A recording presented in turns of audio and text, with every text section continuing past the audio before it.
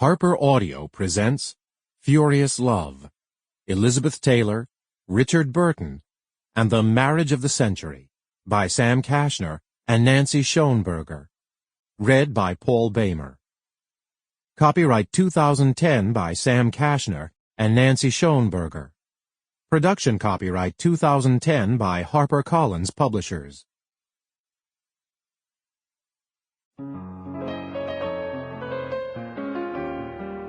Preface. I am forever punished by the gods for being given the fire and trying to put it out. The fire, of course, is you. Richard Burton. Since I was a little girl, I believed I was a child of destiny. And if that is true, Richard Burton was surely my fate. Elizabeth Taylor.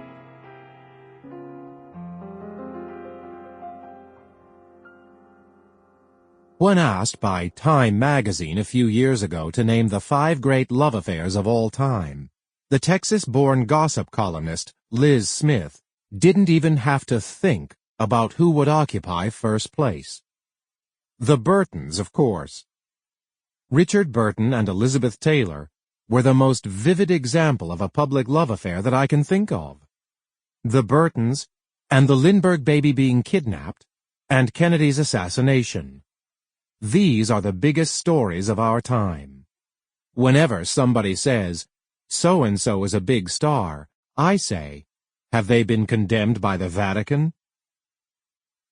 Their 13-year saga was the most notorious, publicized, celebrated, and vilified love affair of its day.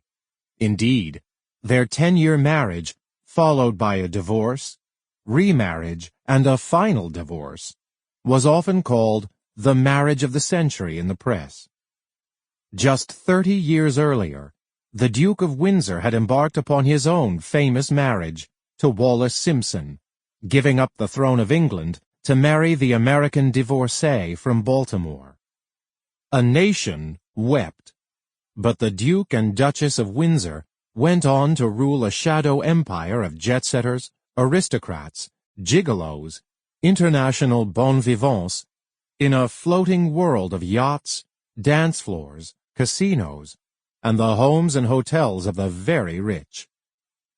So famous were the Burtons in the 1960s and 1970s that the Duke and the Duchess were their only peers, the only other couple who knew what it was like to be pariahs for a time, to pay a high price for their choices, and to live the rest of their lives in isolated luxury. But the notorious Burtons managed to win their way back into the hearts of the American public through sheer talent, hard work, chutzpah, and glamour. On the face of it, said columnist Smith, Elizabeth Taylor was just totally arrogant. She'd walk out in capri pants and her Cleopatra makeup and her kerchief and go off to whatever local restaurant and drink up a storm with Burton.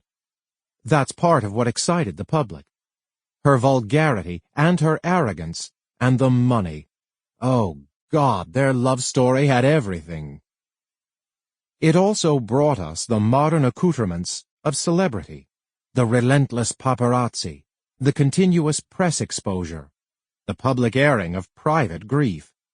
In short, it brought us Liz and Dick, a tabloid shorthand that they hated, but that stood for everything extravagant and over-the-top about their all-too-public lives.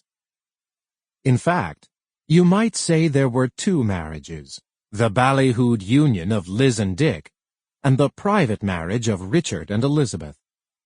More often than not, Liz and Dick overwhelmed the private marriage, holding it hostage and ultimately helping to destroy it. The yachts, the glamorous ports of call, Monte Carlo, Portofino, the grand hotels of the world, the fabled jewels, the homes in London, Kstadt, Séligny, and Puerto Vallarta, the hobnobbing with the Rothschilds, Areonassis, General Tito of Yugoslavia, and, of course, the Windsors. They were indeed Hollywood royalty. but like any other. Sample complete. Ready to continue?